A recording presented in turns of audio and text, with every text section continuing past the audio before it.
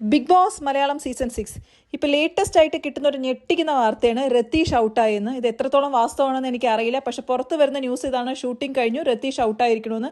രതീഷായിട്ട് ഇറങ്ങിപ്പോയതാണോ അതോ red card കിട്ടിയതാണോ ഒരു idea ഇല്ല, നമ്മൾ കാത്തിരുന്ന് തന്നെ കാണേണ്ടി വരും. പക്ഷേ ഏകദേശം ഉറപ്പിക്കാവുന്ന ന്യൂസാണ് രതീഷ് ഔട്ടായെന്ന്. രതീഷിനെ പുറത്താക്കിയതാണെങ്കിൽ അത് ഭയങ്കര അൺഎത്തിക്കലാണ്. കാരണം പുറത്താക്കാൻ പാകത്തിൽ രതീഷ് എന്തെങ്കിലും ചെയ്തിട്ടുണ്ടോ എന്ന് നമ്മൾ ആലോചിക്കേണ്ടിയിരിക്കുന്നു. കാരണം ഇത്രയും സീസൺ കണ്ടത് വരെ ഇത്രയും ചെറിയൊരു വിഷയത്തിന് പുറത്താക്കേണ്ട ആവശ്യമില്ല.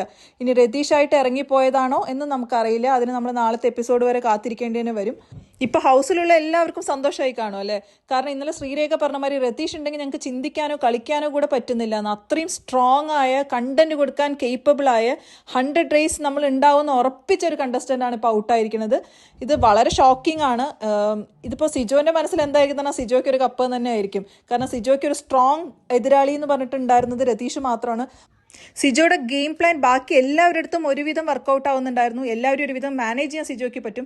പക്ഷെ കളി ഒന്നും നടക്കാതിരുന്നത് രതീഷിൻ്റെ അടുത്താണ്. രതീഷിനെ എന്ത് ചെയ്യുന്നറിയാതെ കുഴഞ്ഞിരിക്കുന്ന അവസ്ഥയിലായിരുന്നു സിജോ. സോ ഇത് സിജോയ്ക്ക് കിട്ടിയ ഒരു എക്സലന്റ് ഓപ്പർച്യൂണിറ്റിയാണ്. രതീഷ് ഇറങ്ങിപ്പോയത് സത്യമാണെന്നുണ്ടെങ്കിൽ സിജോയ്ക്ക് ഒരു ശക്തനായ എതിരാളി ഇനി ഇല്ല അവിടെ നിന്ന് തന്നെ നമുക്ക് പറയേണ്ടി വരും. എന്തായാലും കൂടുതൽ വിവരങ്ങൾക്കായി നാളത്തെ എപ്പിസോഡിനായി കാത്തിരിക്കാം. പുതിയ അപ്ഡേറ്റ്സുമായി വരും. ബൈ.